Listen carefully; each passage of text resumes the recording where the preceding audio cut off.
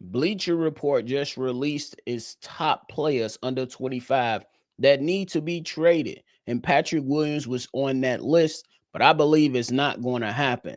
So I'm going to talk about the uphill battle that P. Will is facing to regain the Chicago Bulls trust on today's episode. Y'all know we're going to talk about it, break it all down, but you gotta hear the music first.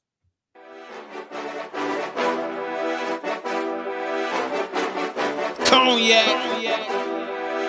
gang.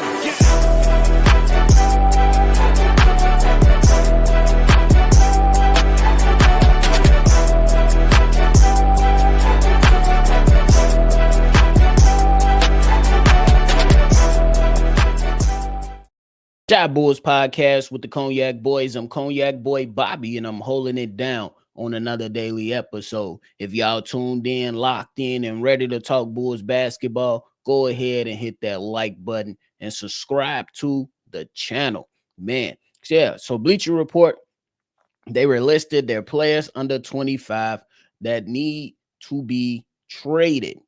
P. Will is on that list, along with some other guys like G.G. Jackson, Jett Howard, and Jaden Hardy.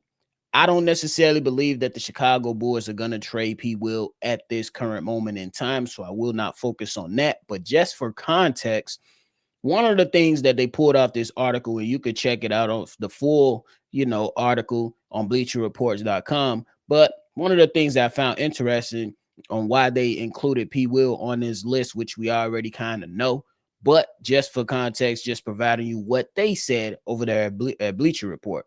Maybe that means the light bulb is simply never going to ignite. But seeing as how he's a toolsy 23-year-old with established three-point prowess, mentioning 39% from the three, and defensive versatility, it still feels premature to completely abandon hope. However, it's probably past time to see whether a change of scenery could be the cure to whatever ails him. Look, we all had discussions for Patrick Williams, and we know that Patrick Williams could provide the Chicago Bulls something. But when you're selected fourth overall for the Chicago Bulls, the expectation is not just to provide something. it's to provide and to become something. So we are like Bulls Nation. We've been through this with Patrick Williams. We blamed DeMar DeRozan. We blamed Billy Donovan. We blamed them not calling sets for the young man. We've gotten to the point to where we talked about his mental state, what's gonna happen. We even had some of the crazy people, including my co-host C Dub, saying maybe we should slap him before every game to make him mad.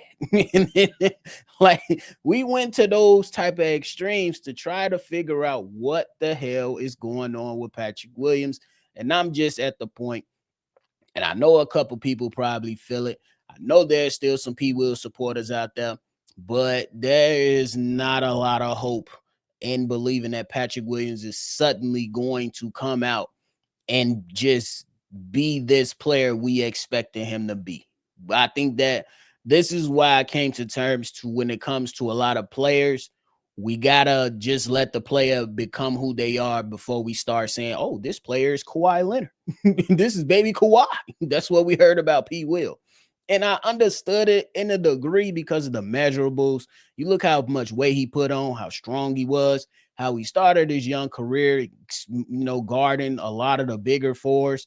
And, guys like Giannis Antetokounmpo, and we seeing him in that playoff series and, trying his hardest to put on and guard Giannis Antetokounmpo, but there ain't too many people that's going to slow Giannis Antetokounmpo down. You probably got to do something crazy and illegal on the basketball court to really, really stop Giannis Antetokounmpo. But at that moment in time, P. Will did a solid job. I give him that. And he still is a solid three-point shooter, even though this past season we seen those numbers kind of drop for Patrick Williams, but still for his career, still really a solid three-point shooter. Pretty damn good if we keeping it a buck. But the point is that he faces an uphill battle going into 2025.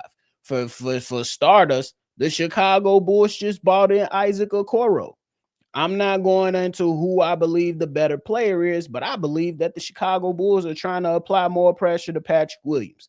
At the end of the season, these guys came out and they pretty much said, we had high expectations for Patrick Williams. He let us down. He didn't do this. He didn't do that. We expect him to be a lot better going into 2025-26. And that was the realest I ever heard the front office get. Like, I ain't even gonna lie to you. Saying that he did not live up to the expectations, that's a fair breakdown. That was the real, the realness that we finally got from Arturas Karnisovas, because a lot of the times we feel as if he's beating around the bush and he trying to hide, throw rocks, hide his hand, and then just tuck away and going into the cocoon and not really showing up much. And I honestly forgot that Mark Eversley was still a part of this team. Not even gonna lie to you until draft night.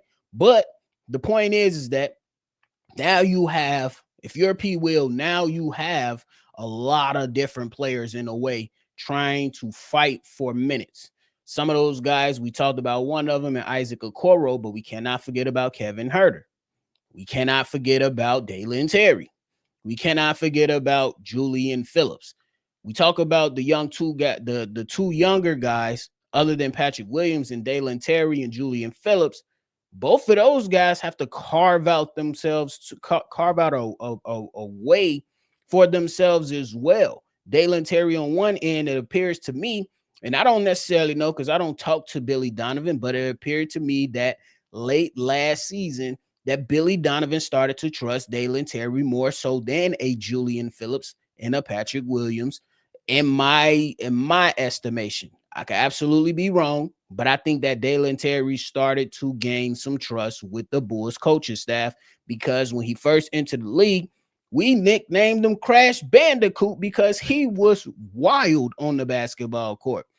And I'm not saying wild as, throwing shots and, doing crazy stuff. It was just like, hey, if you're going to handle the basketball, you need to have a sense of a calmness, a sense of calmness. And you can be one of those spark plugs off the bench, but it has to be controlled energy. You know what I'm saying? While you're on there, you can't be making bonehead mistakes. You can't just be giving the ball away for no reason. You just can't be chucking up shots and missing. The good thing is that he has continued to work with Peter Patton, even though the Bulls fired him.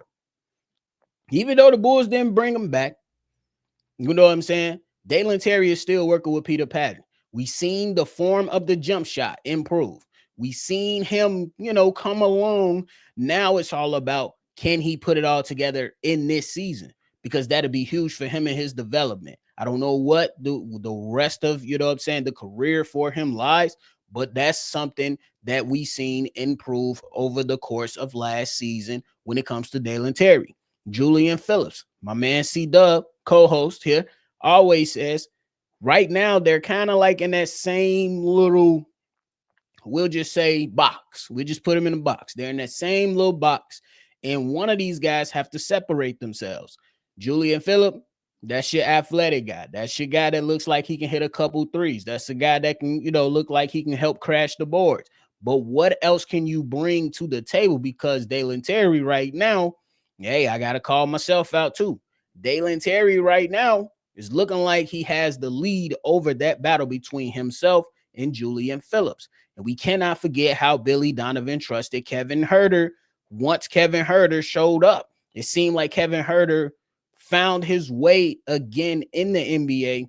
And that is going to be a huge factor when talking about, can you trust P. Will over Kevin Huerter?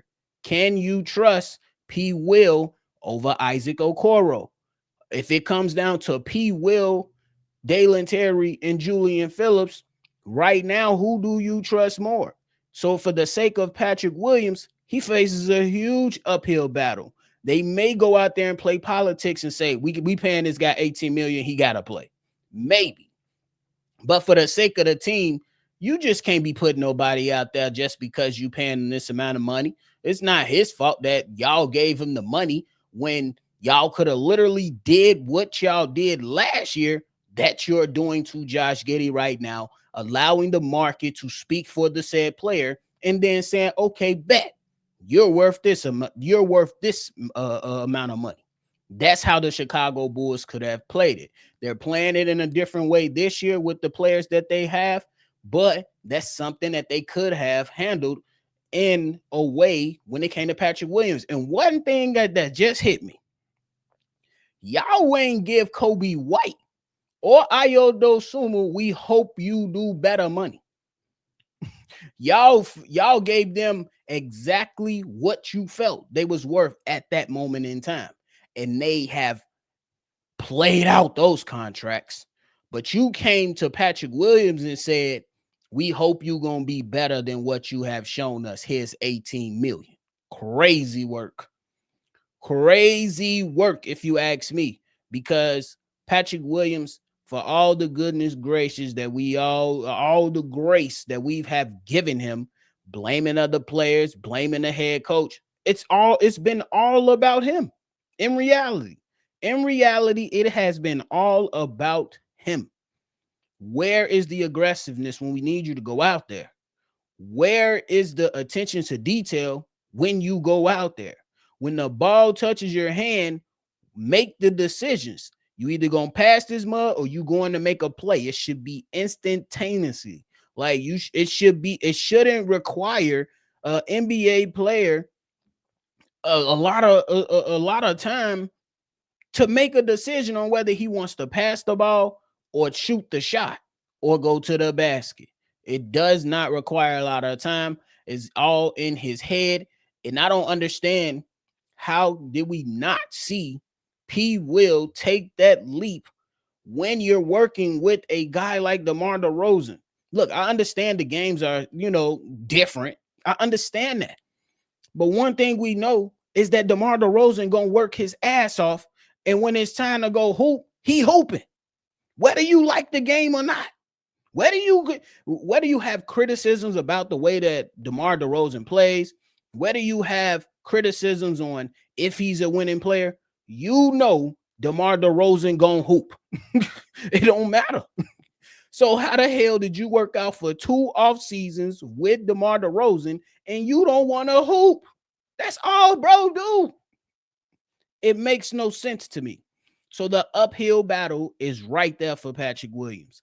And I ain't even gonna lie to you. We trying to figure out who gonna start at the 3 for the Chicago Bulls. Hey, may the best man win. I'm just letting y'all know, respectfully, my money is not on Patrick Williams. It's not.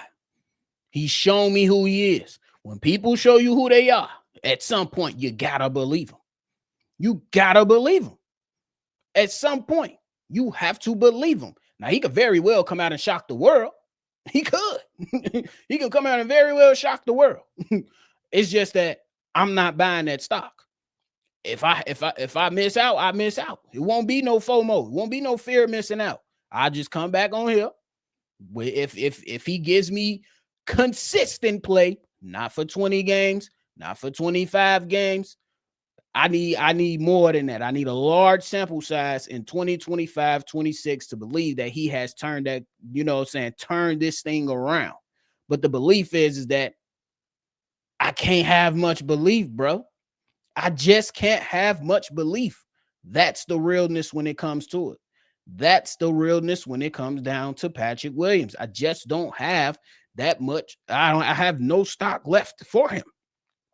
He can very well come out and shock the world, though. Now, do you look at him as being an eventual starter again, or do you believe that he can come off the bench and be a key part to the unit number 2, to that second unit? Can P. Will come out and be a good second unit player? Maybe.